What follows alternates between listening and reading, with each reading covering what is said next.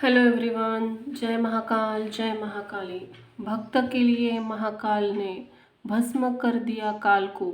जाने यह कथा। महाकाल शिव जी की महिमा अपरंपार है। उन्हें प्रसन्न करने के लिए किसी खास प्रयास या पूजा पाठ की जरूरत नहीं होती, बल्कि सच्ची श्रद्धा और पूरे मन से किया गया प्रयास आपको भोलेनाथ की कृपा का पात्र बना सकता है। शायद यही वजह है कि आपने भक्तों के लिए महाकाल ने काल तक को भी भस्म कर दिया था। ऐसी एक कथा मिलती है हमारे धार्मिक ग्रंथों में, जिसे हम आपके साथ शेयर कर रहे हैं। मान्यता है कि भक्तों का चरित्र पढ़ने और सुनने से भोलेनाथ की असीम कृपा और पुण्य की प्राप्ति होती है। तो चलिए जानते हैं।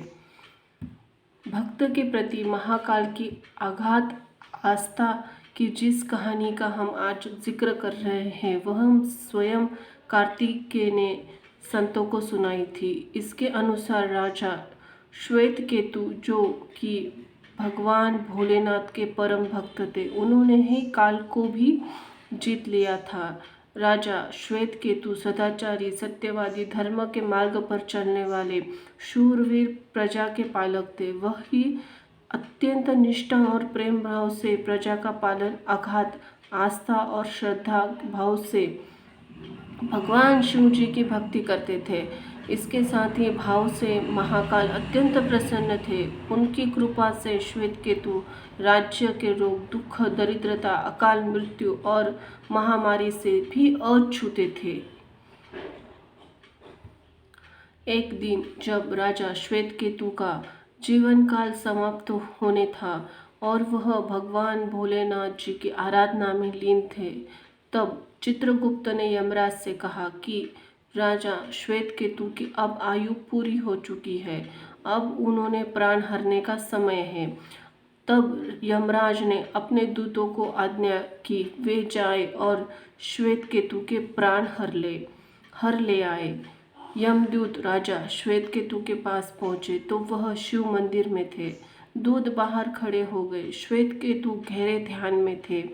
बहुत देर न हो गई, न श्वेतकेतु का ध्यान टूटा, न यह दूत हिले।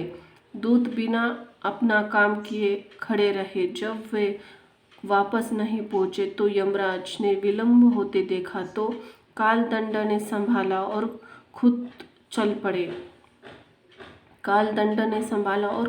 पड़े।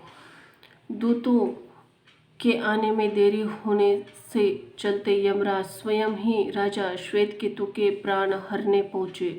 लेकिन वहां उन्होंने देखा कि वह तो भगवान भोले भंडारी महादेव की साधना में लीन है। अब तो वह सोच में पड़ गए, इसके प्राण कैसे हरे। उन्होंने सोचा कि यह अभी पूरी तरह से भगवान शिव जी की पूजा में डूबे हैं। इस स्थिति में भी शिव पूजा का उल्लंघन नहीं किया जा सकता। तब वह बाहर खड़े हो गए। इधर उधर जैसे ही काल को इसकी सूचना मिली तो उन्होंने तलवार निकाली और शिव मंदिर में जा घुसे। काल ने देखा कि राजा श्वेतकेतु अभी भी भगवान भोले भंडारी शिवलिंग के सामने ध्यान मग्न बैठे हैं। वह झटपटाकर आगे बढ़ा।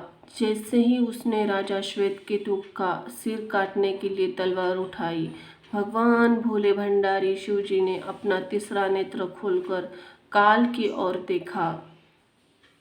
भोलेनाथ का तीसरा नेत्र खुलते ही काल वही राजा श्वेतकेतु के सामने भस्म हो गया। थोड़ी देर बाद राजा श्वेतकेतु का ध्यान टूटा। उन्होंने अपनी आंखें खोली तो राख में बदल चुके काल को देखा। उन्होंने चिंता हुई कि यह कौन है और क्या है। श्वेतकेतु ने भगवान शिव जी से पूछा, हे भोले भंडारी, ये किसकी राख है और इसे किसने और क्यों जलाया। तब भगवान शिव जी, भगवान भोलेनाथ ने बताया कि यह काल था जो तुम्हारे प्राण हरने आया था। राजा श्वेतकेतु ने कहा कि महाकाल, यह तो आपकी ही आज्ञा से तीनों लोक में विचरता है, लोगों को नियंत्रित रखता है। इसी से भय से लोग पुण्य का कार्य करते हैं। आप इन्हें अतिशीघ्र जीवदान दे दे।